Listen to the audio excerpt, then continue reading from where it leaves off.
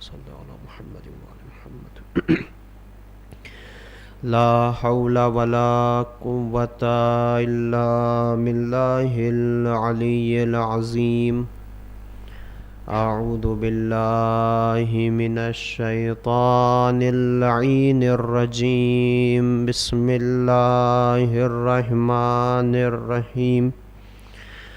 الحمد لله رب العالمين، والصلاة والسلام على أشرف الأنبياء والمرسلين سيدنا ونبينا أبي القاسم محمد. اللهم صل على محمد وآل محمد وعلى أهل بيته الطيبين الطاهرين المعصومين المظلومين الذين أذهب الله عنهم الرجس وطهرهم تطهيرا. اللهم صل على محمد وآل.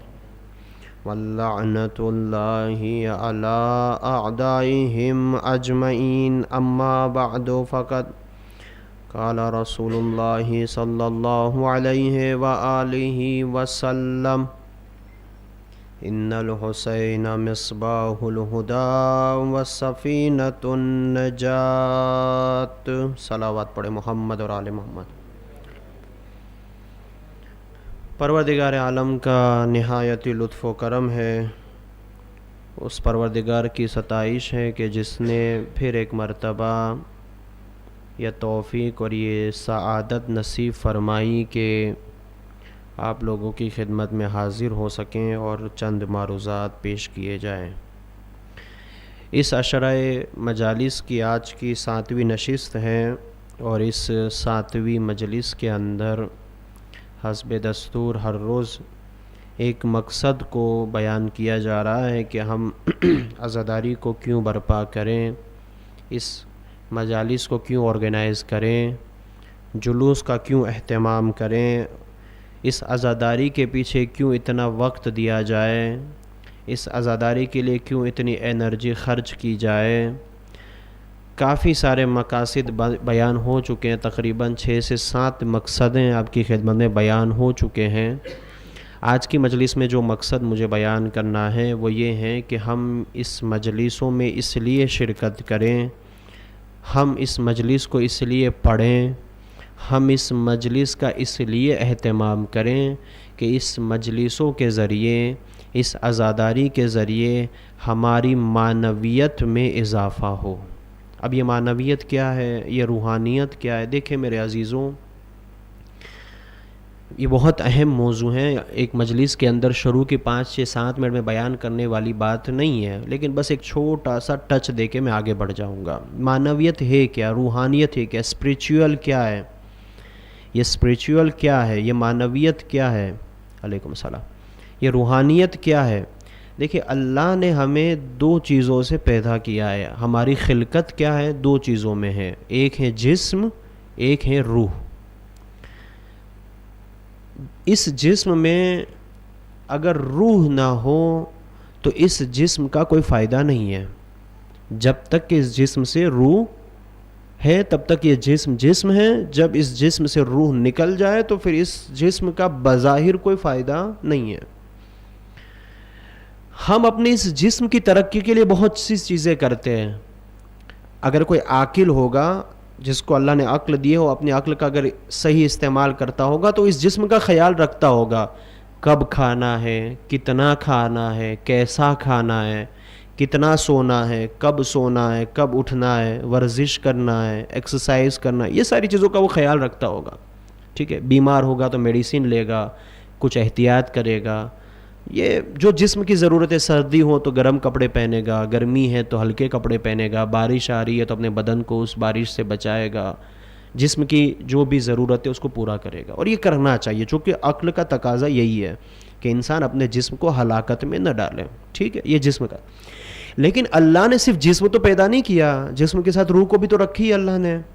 اور اس جسم کی بقا بھی اس روح میں ہے. ٹھیک, ایک گھر ہو, اس کا ایک اہم فرد ہو کہ جو اس گھر کا ایک مین انسان مانا جائے کہ یہ جب تک نہ آئے تب تک کھانا شروع نہ ہو, یہ جب تک نہ آئے تب تک گھر کی کوئی خاص فیصلے نہ لیے جائیں جب تک کہ اس کا انوالومنٹ نہ ہو. ہوتا ہے یا نہیں ہوتا؟ وہی جس کے لیے کھانے کا انتظار کیا جائے, جس کے لیے فیصلوں میں اس کا انتظار کیا جائے, وہی شخص جب مر جاتا ہے, یعنی روح نکل جاتی ہے, میں الفاظ کو چینج کر رہا ہوں, اس جسم سے جب روح نکل جاتی ہے تو وہی خاص فرد ہوتا ہے, اس کے لیے کیا کیا جاتا ہے کہ جلدی سے اب اس گھر سے نکال کے اس کو اصل گھر تک منتقل کر دو. یہی تو ہوتا ہے. جس کا اتنا اہتمام تھا کہ اس کے بغیر ہم کھانا نہیں کھاتے تھے, اس کے بغیر کوئی اہم فیصلہ نہیں لیتے تھے, اس کی اتنی عزتیں کرتے تھے, اس کا اتنا زیادہ انوالومنٹ تھا اس گھر کے اندر, اس فیملی کے اندر, لیکن اسی فرد کو اس گھر کے حوالے منتقل کر دیا جاتا ہے کہ جہاں کوئی ایک لمحے کے لیے بھی رہنے کے لیے راضی نہیں ہوتا. تو پھر کیوں ایسا ہوا بھائی؟ تو کہا کہ جواب کیا ہوگا, بہت توجہ, کیا ہوا بھائی؟ کل تک تو آپ اس کے منتظر تھے, کل تک تو آپ اس کا انتظار کرتے تھے, کل تک تو آپ کے فیصلے وہ لیا کرتے تھے. تو وہ ایک ہی جواب دیں گے, کل روح تھی آج روح نہیں ہے. کل روح تھی اس کے اندر, آج روح نہیں ہے. تو پتہ کیا چلا, ان دو چیزوں میں بھی اصل روح ہے, اصل وہ روح ہے. یہ عزاداری, چونکہ آج کی مجلس کا جو مجھے مقصد بیان کرنا ہے, یہ عزاداری کے ذریعے ہمیں اس روح کو سٹرونگ کرنا ہے, اس روح کو ہمیں سٹرونگ کرنا ہے اور قوی کرنا ہے. اور یہ عزاداری سب سے بہترین پلیٹ فارم ہے کہ جس کے ذریعے آپ اپنی روح کو سٹرونگ کر سکتے ہیں, آپ اپنی معنویت کو بڑھا سکتے ہیں. آج دیکھیے, میں 2-4 منٹ تمہیداً لوں گا, اس کے بعد میں موضوع پر آؤں گا معذرت کے ساتھ, جو کہ بہت اہم ٹاپک ہے یہ سمجھانا اور سمجھنا. آج آپ یورپ میں اور دوسرے ممالک میں اگر آپ نگاہ کریں گے تو سب سے جو بڑا آج کا مسئلہ ہے وہ کیا ہے معلوم ہے؟ پیسہ نہیں ہے, غربت نہیں ہے.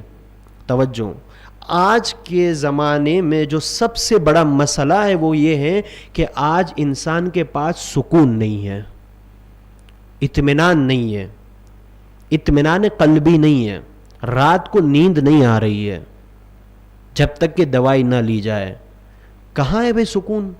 پیسہ ہے, بہترین بستر ہے, محل ہے, نوکر آگے پیچھے گھومتے ہیں, غلام ہے, سب کچھ ہے, لیکن سکون نہیں ہے, اطمینان نہیں ہے. کیسے اس میں اطمینان کو لایا جائے, کیسے اس سکون کو لایا جائے؟ ہماری نسلیں قربان ہو جائے ان اہل بیت پر کہ جس نے ہمیں راستہ بتایا اس زندگی میں سکون لانے کا. اگر ہمارے پاس یہ سیرت نہ ہوتی تو شاید ہم اس سکون اور اس اطمینان تک نہ پہنچ سکتے. یہ مجلس میں ابھی کیا ٹائم ہوتا ہے؟ 9 بجے 10 بج رہے ہیں, ابھی 9:30 9:30 10 بج رہے ہیں. ابھی کا کیا وقت ہوتا ہے؟ انسان کا آرام کا وقت ہوتا ہے. پورا دن انسان کام کرتا ہے, بزنس کرتا ہے, جاب کرتا ہے, کماتا ہے, مشقت کرتا ہے. ابھی تو آرام کا وقت ہوتا ہے نا. انسان جائیں اپنے نرم بستر پہ جائیں, ڈرائنگ روم میں بیٹھے آرام کریں. یہی یہاں کیوں بیٹھے آپ؟ کیوں بیٹھے آپ یہاں پر بھائی؟ کوئی مقصد تو ہونا چاہیے نا یہاں بیٹھنے کا. جی ہاں, ایک مقصد ہے کہ ہم یہاں سکون لینے آتے ہیں, ہم یہاں اطمینان لینے آتے ہیں. کون سا اطمینان؟ بدن کو تو کوئی خاص اطمینان نہیں ملتا, تھک جاتا ہے بدن 1 گھنٹہ بیٹھ کر. کہ نہیں, اس فرش عزا سے, اس ذکر حسین سے روح کو سکون ملتا ہے, روح کو اطمینان ملتا ہے, روح قوی ہو جاتی ہے, یہ معنویت میں اضافہ ہوتا ہے اس فرش عزا سے. اس مجلس کا مقصد ایک یہ ہے کہ انسان اپنی روح کو قوی کرے, اپنی روح کو مضبوط کرے, اپنی روح کو اطمینان دے. اور روح کو اطمینان کس سے ملتا ہے؟ ذکر حسین ابن علی سے, خدا کے ذکر. چونکہ ذکر حسین ہے تو وہاں ذکر خدا بھی ہے. آج دنیا دوڑ رہی ہے علاج ڈھونڈنے کے لیے کہ کہیں اطمینان مل جائے, کہیں سکون مل جائے. خدا کیا فرماتا ہے قرآن میں؟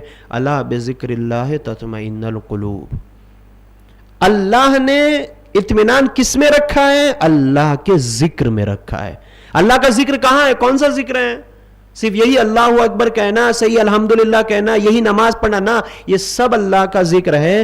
اس کا بھی ذکر انسان کو، بہت توجہ کے ساتھ میرے جوانوں، اللہ کا ذکر وہ بھی ہے جو انسان کے دل کو مطمئن کرتا ہے، اور اس کا بھی ذکر انسان کے دل کو مطمئن کرتا ہے جس نے اپنی شہادت سے اللہ کے ذکر کو زندہ رکھا.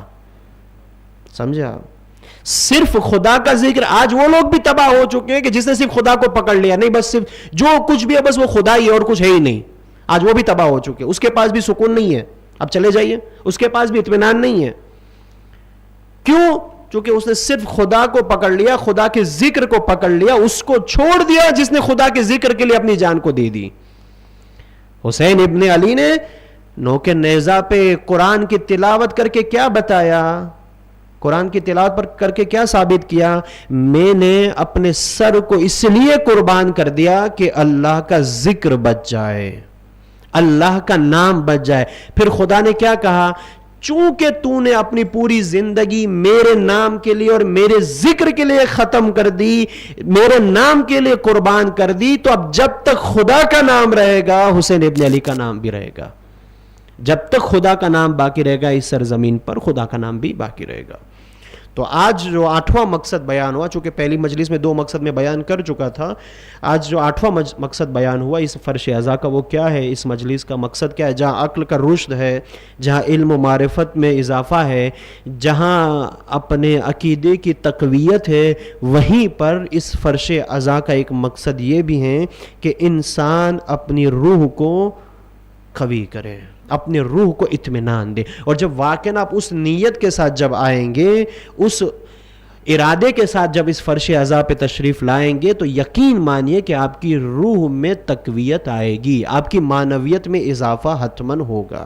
لیکن اس نیت کے ساتھ آئے کہ ہم کچھ لینے جا رہے ہیں، ہم اپنی روح کو بنانے جا رہے ہیں. دیکھیں، ہم ثواب کے خاطر ہر جگہ چلے جاتے ہیں. ثواب کا معاملہ کیا ہے معلوم ہے؟ میں آپ کو ایک بہت چھوٹا سا مثال دیتا ہوں، چھوٹی سی ایگزامپل دے دیتا ہوں جو ایک عالم بزرگ دیا کرتے تھے مجالسوں میں. وہ کیا ہے معلوم ہے؟ چھوٹا سا ایک ایگزامپل، کہ جب آپ مجلس میں آتے ہیں تو چائے بنی رہتی ہے، ٹھیک ہے؟ ہر جگہ کا قانون ہوتا ہے، یہاں پر بھی چائے ہوتی ہے، ہر جگہ چائے ہوتی ہے. اچھا، آپ گھر سے نکلتے تو کیا چائے کے لیے نکلتے ہیں کہ میں چائے پینے جاؤں؟ کسی کو کتنی بھی پسند کیوں نہ ہو، لیکن وہ صرف چائے کے لیے نہیں آتا مجلس میں. اگر کوئی آئے تو پھر وہ احمق ہے کہ صرف چائے پینے آئے، وہ احمق ہے. لیکن ٹھیک ہے، خواہش ہوتی ہے کہ چائے پینا ہے، چائے اچھی ہے، تو جب وہ مجلس میں آئے گا تو چائے ملے گی. جب مجلس میں آئے گا، ثواب کا بھی یہی ہے، جب مجلس میں آئیں گے تو ثواب ملے گا، اس میں کوئی شک نہیں ہے.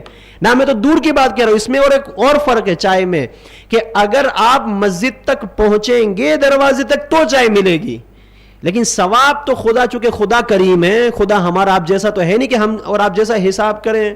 خدا تو مہربان ہے. خدا نے یہاں کہا کہ یہاں تم نے ارادہ کیا کہ میں آج مجلس میں شرکت کروں گا، ابھی کی نہیں ہے، شرکت کروں گا، پروردگار نے ثواب لکھ دیا کہ چونکہ تم نے نیک ارادہ کیا نا، ثواب لکھ دیا. تو صرف ثواب کے لیے نہ ہے، ثواب ملے گا، اس میں کوئی شک نہیں ہے، لیکن کچھ حاصل کرنے کے لیے بھی آئے. اس لیے آئے کہ میں اپنے روح کو قوی کروں، میں اپنے ارادے کو قوی کروں، میں اپنے عقیدے کو قوی کروں، یہ کروں. اور پھر یہ ہر جگہ جو ہے وہ عزاداری تھری اینگل ہے، یعنی پڑھنے والا، پڑھانے والا اور سننے والا. جب یہ تینوں ایک لائن میں اور ایک صف میں ہوں گے تب یہ 8واں مقصد جو ہے وہ جو اب تک بیان ہوئے، تب وہ جو ہے وہ آپ کو فائدہ پہنچا سکتے ہیں. اگر صرف پڑھنے والا کوشش کرے اور سننے والے نہ چاہے تو مقصد جو ہے وہ فائدہ نہیں پہنچائے گا. یا مثلا جو ہے وہ پڑھنے والا تو چاہ رہا ہے کہ یہ مقصد جو ہے وہ کمیونٹی میں، سماج میں رائج ہو، لیکن جو بلانے والے وہ چاہتے ہی نہیں کیسے آئے. وہ تو کیسے چاہتے ہیں؟ ایسے آئیں کہ جو ایک ایک آہ پہ واہ نکلے. ہمارے یہ قانون ہے، یہاں مولانا آہ کرے تو وہاں سے واہ آئے. بلانے والے یہی چاہتے ہیں. ہماری مجلس اتنی اٹھنی چاہیے، ہمارے ہر ہاتھ بلند ہونے چاہیے، اتنے نعرے لگنے چاہیے، اتنی صلواتیں ہونی، اتنا یہ، تب جا کے ہم کہیں گے وہ ہماری مجلس کامیاب ہو گئی. یہ ہمارا معیار ہے مجلس کی کامیابی کا. ایک معیار اہل بیت کا ہے کہ جو یہ مقصد پورے ہو جائے تب سمجھو کہ آپ کی مجلس کامیاب ہو گئی. تو بلانے والے، سننے والے اور پڑھنے والے جب تینوں ان مقاصد کو اپنے نگاہ میں رکھیں گے کہ ہمیں قوم کی پستی کو دور کرنا ہے, ہمیں قوم کی جہالت کو دور کرنا ہے. بلانے والا بھی یہی سوچے کہ ہم ایسے کو بلائیں کہ جو ہماری قوم کی کیا کرے, جہالت کو دور کریں. سننے والا بھی کس نیت سے آئے کہ میں اس لیے جاؤں کہ میں اپنی جہالت کو دور کروں, اور پڑھنے والا بھی کس لیے پڑھیں تاکہ قوم کی جہالت. جب تینوں کے مقصد ایک ہو جائیں گے تو یقین مانیے کہ ہماری سوسائٹی حسینی سوسائٹی بن جائے گی, ہمارا سماج حسینی سماج بن جائے گا, ایسا سماج بن جائے گا جو ہمارا امام چاہتا ہے. اور پھر جب اسی, بس آخری جملہ اور میرے موضوع پہ آ رہا ہوں, کہ جب وہی امام کو پروردگار عالم اذن ظہور دے گا, اور جب وہ ظہور کریں گے تو پھر ہم وہ لوگ ہوں گے کہ جو اس کی آواز پر لبیک کہتے ہوئے اس کے لشکر میں شریک ہو جائیں گے. کیوں؟ چونکہ ہم مشق کر چکے ہیں, ہم اس فرش ازاق سے اپنے آپ کو بنا چکے ہیں, ہم اپنی روح کو قوی کر چکے ہیں, ہم اپنے عقیدے کو قوی کر چکے ہیں, ہم اپنے آپ کو آمادہ کر چکے ہیں, ہم اپنے ارادے کو مضبوط, ہم سب کچھ, ہم اپنے علم و معرفت کو بھی بڑھا چکے ہیں, سب کچھ اب کر چکے ہیں. اب بس کیا کرنا ہے, یہاں امام زمانہ اذن ظہور فرمائیں اور ہم لبیک کہتے ہوئے امام کے پاس چلے جائیں. تو ان مجالس کے ذریعے ہم اپنے آپ کو امام تک پہنچا سکتے ہیں. ایک صلوات پڑھے محمد اور آل محمد پر. نہ ایک تھوڑی جاگتی ہوئی صلوات پڑھیں آپ لوگ.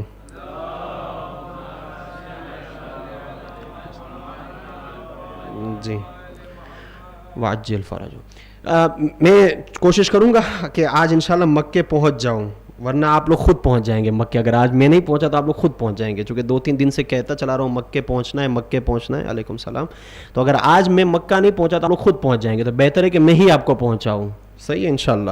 تو آج انشاءاللہ وعدہ رہا کہ مکے ہم لوگ پہنچ جائیں گے, لیکن اس سے پہلے جو ہے وہ ایک اور, میں ابھی مطالعہ کر رہا تھا گھر پہ, تو ایک اور خطبہ نظر آیا مدینے کا, امام حسین علیہ السلام کا, جو مسجد نبوی میں امام حسین علیہ السلام نے خطبہ دیا اپنے سفر سے پہلے.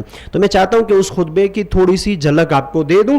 اور کل ایک برادر نے مجھے اور ایک بات مشورہ دیا کہ کل جو خطبہ ادھورا چھوڑا تھا, اس نے کہا کہ اگر آپ اس خطبے کو پورا کر دے تو اور مہربانی ہوگی. اتفاق سے آج وہ ہے نہیں مجلس میں, لیکن انشاءاللہ کہ وہ آن لائن سن رہے ہوں گے. تو اس خطبے کو بھی چند جملے جو باقی رہ گئے اس کو میں جلدی سے پڑھ دوں گا, اور کوشش کروں گا کہ آج جو ہے وہ مدینے پہنچ جائیں ہم لوگ. ایک صلوات پڑھے محمد اور آل محمد پر. محمد وعجل فرج. مسجد نبوی میں امام حسین علیہ السلام کیا فرماتے ہیں, چند جملے چونکہ بہت اہم ہیں. امام فرماتے ہیں کہ ایھا الناس, اے لوگوں, اچھے کاموں میں سبقت لو اور نیک کاموں میں جلدی کرو. یہ کل بھی ایک خطبے میں آیا تھا, اس لیے میں اس میں نہیں رک رہا ہوں, میں آگے بڑھ جاتا ہوں. امام فرماتے ہیں اگر اچھے کاموں میں جلدی نہیں کرو گے تو کسی قسم کے اجر و ثواب کو نہیں پا سکو گے. ٹھیک ہے, یعنی ثواب کا پیرامیٹر امام حسین علیہ السلام نے کیا بیان کیا. اگر چاہتے ہو کہ خدا کا ثواب تمہیں ملے, دیکھیں پہلے تو ثواب کا کانسیپٹ ہم سمجھ لیں. ثواب ہے کیا؟ ثواب کوئی چیز کا نام نہیں ہے. ثواب اس کریڈٹ کا نام ہے کہ جو ہمارا وہاں پر جمع ہوتا ہے, ٹھیک ہے, جس کو ہمیں بچا کے لے جانا ہے آخرت تک. ٹھیک, کل میں عرض کر چکا تھا, ابھی آگے بھی ایک نقطہ آئے گا جس میں مجھے اور اس کو واضح کرنا ہے, تو میں انشاءاللہ ابھی یہاں پر نہیں رک رہا ہوں, آگے بڑھ جاتا ہوں. امام فرماتے ہیں کہ اگر تم اجر و ثواب چاہتے ہو تو تم جو ہے وہ نیکی میں جلدی کرو. اپنے بارے میں اچھی شہرت, دیکھو بہت اچھا جملہ ہے امام کا, بہت اچھا جملہ ہے, میرے نوجوانوں خاص طور پہ اس پہ توجہ کریں. امام فرماتے ہیں کہ اپنے بارے میں اچھی شہرت اور اپنی تعریف کو اچھائی کے رستوں سے حاصل کرو, ہے نا. آج تو ہر کوئی چاہتا ہے کہ جلدی سے معروف ہو جائے, لیکن کیسے معروف ہو جائیں؟ امام فرماتے کہ ایسے معروف نہ ہو کہ وہ راستے اپناؤ کہ جو اہل بیت کے دشمنوں نے راستے اپنائے, بلکہ ایسے راستوں سے اپنے آپ کو مشہور کرو کہ جو نیک راستہ ہے, جو اچھا راستہ ہے. یہ تھوڑا ہم لوگوں کے لیے بھی لاگو ہوتا ہے, آپ لوگوں کے لیے تو حتماً لاگو ہوتا ہے. ہم لوگ بھی کچھ لوگ ایسے ہوتے ہیں ہماری صنف میں کہ جو ممبر پہ آتے ہیں ایسی ایسی باتیں بیان کرتے تاکہ معروف ہو جائے جلدی سے, کچھ کلپس بن جائیں, کچھ کلپس شیئر ہو جائے تاکہ پھر 10 جگہوں سے وعدے آنے لگے, لوگ آگے پیچھے گھومنے لگے. کیوں؟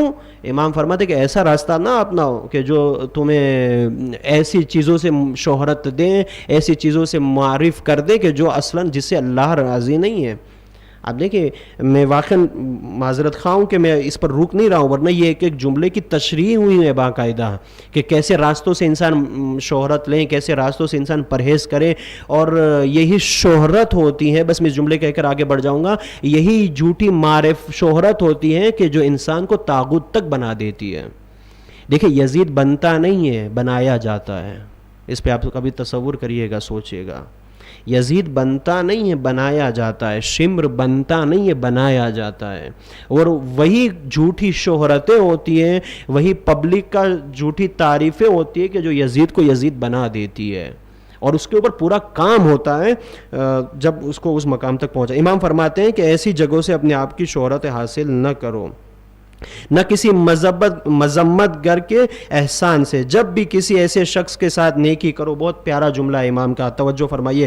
جب بھی کسی ایسے شخص کے ساتھ نیکی کرو جو اس نیکی کا شکریہ ادا کرنے کی صلاحیت نہ رکھتا ہو، تو اس نیکی کا اجر و ثواب تمہیں اللہ عطا کرے گا.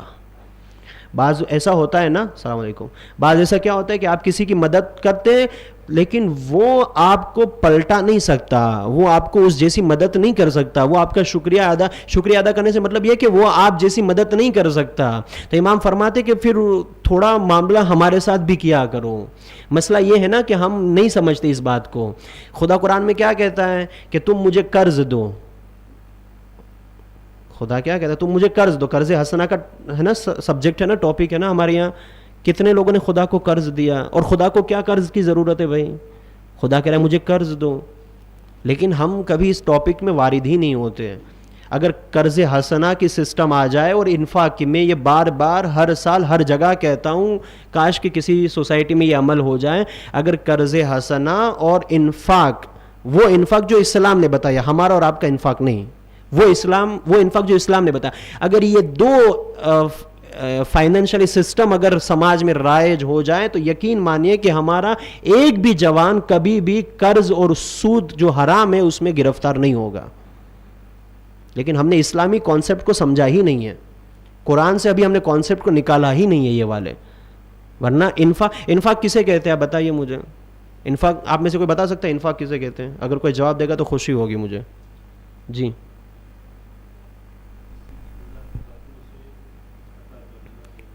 احسان، اللہ کے خاطر کسی کو کچھ دینا. اور کوئی بتا سکتا ہے کوئی مجھے؟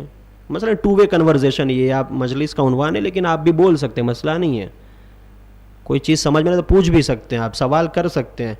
اگر ہماری مجلس میں 10 جوان اگر سوال کرنا شروع کر دیں تو یہاں آنے والا کبھی کتاب کے بغیر آئے گا ہی نہیں، مطالعے کے بغیر. مسئلہ یہ کہ وہاں سے کوئی پوچھ نہیں رہا ہے نا. جو بھی کہہ رہا ہے باپو سب صحیح کہتے ہیں، باپو کب جھوٹ بولتے ہیں، سمجھا؟ مسئلہ یہی ہے نا. انفاق کا ایک کانسیپٹ یہ ہے، آغا نے جو بتایا ایک لحاظ سے صحیح بتایا، لیکن ایک تھوڑا سا کریکشن ہے اس میں، وہ میں حل کر دے رہا ہوں. اور اس سے پہلے میں ایک اور کتاب کی تعریف کرواتا ہوں، ایک اور کتاب کا انٹروڈکشن کرواتا ہوں. ایک کتاب میں کرا چکا انٹروڈکشن، 250 سالہ انسان، پڑھیے گا کبھی موقع ملے تو. ایک اور کتاب ہے وہ بھی کتاب آیت اللہ خامنہئی کی ہے، فارسی میں اس کا نام ہے طرح کلی اندیشے اسلام در قرآن، یعنی قرآن کے کچھ قانون، اور انہوں نے جمع کیے. اور یہ جو درس ہے نا، وہ آیت اللہ خامنہئی جب رہبری نہیں بنے تھے، ابھی آپ رہبری نہیں تھی آپ کے پاس، اور انقلاب بھی نہیں آیا تھا اس وقت، آپ نے مشہد میں مسجد امام حسن عسکری جو آج بھی ہیں، کبھی جانا ہو تو انشاءاللہ وہاں ضرور جائیے گا نماز پڑھنے 2 رکعت. اس مسجد میں 1 سے 28 رمضان درس دیے تھے. اور آپ اس درس کی تاثیر دیکھیں اس جملے پہ، تب آپ کو سمجھ میں آئے گا کہ درس ہے کیا. اس درس کو جمع کیا ہے اس کتاب میں، اور کوئی زیادہ تشریح کچھ نہیں، یعنی جو آپ نے تقریر کی اس تقریر کو ورڈ ٹو ورڈ، جہاں آپ نے مثلا الف بولا وہاں الف آیا، جہاں بے بولا وہاں بے. یعنی اس کتاب میں ذرہ برابر بھی چینج نہیں ہے. اس کا وائس بھی موجود ہے اگر کوئی فارسی جانتا ہو تو. آپ اس درس کی تاثیر دیکھیں کہ 28 درس رہبر نے وہاں پر دیے اس مسجد میں، 29ویں درس پولیس آئی اور آپ کو جیل میں ڈال دیا. آپ دیکھ سکتے ہیں اس 28 درس کیسے اثر انداز رہے ہوں گے کہ 29ویں دن پولیس آئی اور اس کو ڈال دیا. سمجھا؟ آج سے تقریباً سمجھے انقلاب سے پہلے کی بات، یعنی 50 سال، حد اقل 50 سال ہو گئے اس دروس کو. تو اس دروس کو جمع، ایک ہوتے ہیں ہماری مجلس، کل بات ہو رہی تھی یہاں پر، ایک ہوتے ہیں ہماری مجلس کے اصلاً کوئی فرق ہی نہیں پڑتا دشمن کو، اور ایک ہوتے ہیں یہ دروس کے جس سے دشمن ہل جاتا ہے. تو اس دروس کو جمع کیا ہے اس کتاب میں، اور اس کا اردو بھی ہو چکا ہے، آپ اردو بھی پڑھ سکتے ہیں. بہت اچھی کتاب ہے، طرح کلی اندیشے اسلام در قرآن. اس کتاب میں مکہ معظم رہبری جو ہے وہ انفاق کی ڈیفینیشن بیان کرتے کہ انفاق کہتے کسے ہیں. انفاق یعنی اچھا، انفاق کا جو حروف اصلی ہے اس کا اگر آپ لغت دیکھیں گے تو اس کا بھی یہی مطلب ہوتا ہے. وہ فرماتے ہیں کہ انفاق یعنی کسی خلے کو پورا کرنا. کہیں خلا نظر آئے، خلا سمجھتے ہیں نا آپ لوگ، کہیں ضرورت آئے تو اس ضرورت کو پورا کرنے کا نام انفاق ہے. مثلا اس مسجد ہے، یہاں پر مجالس ہوتی ہیں، نماز ہوتی ہے، پروگرامز ہوتے ہیں، یہاں پر پنکھا نہیں ہے کوئی فار ایگزامپل، ٹھیک ہے. اب آپ دیکھتے کہ عزادار آتے ہیں، اس کو گرمی ہوتی ہے، اس کو پریشانی ہوتی ہے، تکلیف ہوتی ہے، آپ نے پنکھے لائے، 2-3 پنکھے اور پنکھے لگا دیے. معصوم فرماتے ہیں کہ یہ ہے انفاق. کیوں؟ چونکہ ضرورت تھی، آپ نے اس ضرورت کو پورا کیا. دیکھیں، جہاں ضرورت نہ ہو وہاں خرچ کرنے کو سخاوت کہہ سکتے ہیں، اللہ کی راہ میں خرچ کرنے کو بھی کہہ سکتے ہیں، لیکن انفاق نہیں کہہ سکتے. چونکہ قرآن میں بہت مرتبہ انفاق کا لفظ آیا ہے. انفاق کوئی معمولی چیز نہیں ہے. مومن کی جو علامتیں بیان کی ہے 5 یا 6 علامت، اس میں سے ایک علامت کیا ہے مومن کی؟ کہ وہ اللہ کی راہ میں انفاق کرتا ہو. تو ہمارے یہاں بعض اوقات مس انڈرسٹینڈنگ ہوتی ہے کہ ہم اسی سخاوت کو انفاق سمجھ لیتے ہیں کہ ہم تو مومن ہیں، ہم نے مثلا جو اتنا خرچ کر دیا. کہاں خرچ کیا آپ نے؟ جہاں ضرورت تھی وہاں خرچ کیا یا نہیں؟ سمجھا؟ مثلا یہاں پر ضرورت ہے ایک اسکول کی، آپ کسی اور جگہ اپنا پیسہ لگا رہے ہیں اور کہہ رہے تھے ہم نے انفاق. نہ، وہ انفاق نہیں. ٹھیک ہے، اللہ کی راہ میں اگر خرچ کیا اللہ آپ کو ثواب دے دے گا، اس میں کوئی بھی شک نہیں ہے، لیکن انفاق نہیں کہا جائے گا. حضرت فاطمہ الزہرا سلام اللہ علیہ ایک حدیث میں ارشاد فرماتے ہیں کہ مجھے آپ کی دنیا کی 3 چیزیں بہت پسند ہیں. دیکھیں، وقت کی وجہ سے بعض اوقات میں صلوات پہ نہیں روک رہا ہوں. اس کا مطلب یہ نہیں کہ آپ نہیں صلوات پڑھیں، آپ من میں صلوات پڑھ سکتے ہیں، ٹھیک ہے، چونکہ وقت کی وجہ سے ایک صلوات پڑھتے ہیں محمد اور آل محمد کا.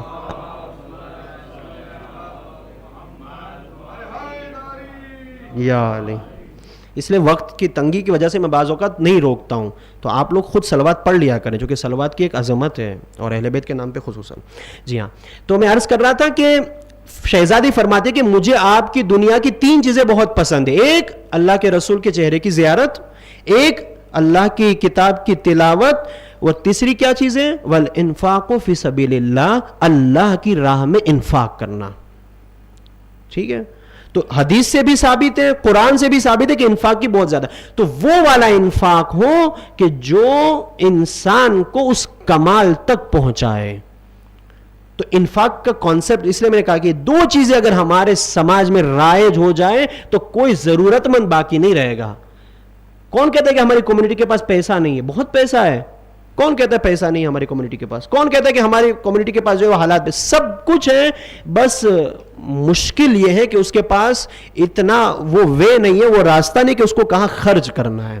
اگر یہ صلاحیت آ جائے اور یہ صلاحیت ممبروں سے بیان کی جائے اور انفاق کے صحیح کانسیپٹ کو سمجھایا جائے تو ہمارا سماج جلدی سے ترقی کر سکتا ہے. تو یہاں پر میں نے عرض کیا کہ امام حسین السلام کیا فرماتے ہیں؟ امام فرماتے ہیں کہ اگر کوئی ایسے لوگوں کی مدد کی جائے کہ جو شکریہ ادا کرنے کی صلاحیت نہ رکھتا ہو، یا اس کے پاس ایسی صلاحیت نہ ہو کہ شکریہ ادا کرے، تو پھر آپ اس ثواب کو اللہ کے اوپر چھوڑ دیں.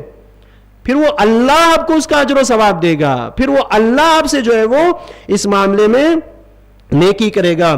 پھر امام علیہ الصلوۃ والسلام اس خطبے کو آگے ارشاد فرماتے ہیں کہ جان لو کہ لوگوں کا تم سے رجوع کرنا ہوتا ہے نا. بعض لوگ کو اللہ نے اتنی صلاحیت دی ہے کہ وہ لوگوں کی خدمت کرتے ہیں، لوگوں کی ضرورتوں کو پورا کرتے ہیں. تو اس کا کیا مقام ہے معلوم ہے؟ امام حسین السلام فرماتے ہیں کہ اگر اللہ نے کسی کو تمہارے در پر رجوع کیا ہے تو یہ اللہ کی طرف سے ایک نعمت ہے کہ اللہ نے تمہیں دینے والوں میں قرار دیا ہے، لینے والوں میں قرار نہیں دیا. اور اگر کوئی تمہارے پاس رجوع ہوتا ہے تو سمجھئے کہ یہ اللہ کی طرف سے ایک نعمت ہے. لہٰذا اس نعمت سے روگردانی نہ کی جائے، اس صورت میں وہ پریشانی میں تبدیل ہو جائے گی. اگر نعمت کا صحیح استعمال نہیں کریں گے تو وہ پریشان ہو جائیں گے. پھر امام علیہ السلام آگے ارشاد فرمایا جان لو کہ ہر نیکی کا تعریف اور اجر اپنے ساتھ لاتا ہے. ہم لوگ بعض اوقات بہت پریشان ہو جاتے ہیں اچھے کام کرنے کا، جیسے اس سے فائدہ کیا ہوگا، اس سے کیا ثواب ملے. نا، معصوم فرماتے کہ ہر نیکی اپنے ساتھ ثواب اور اجر کو لے کر ہی آتی ہے، دور بھاگنے کی ضرورت نہیں ہے.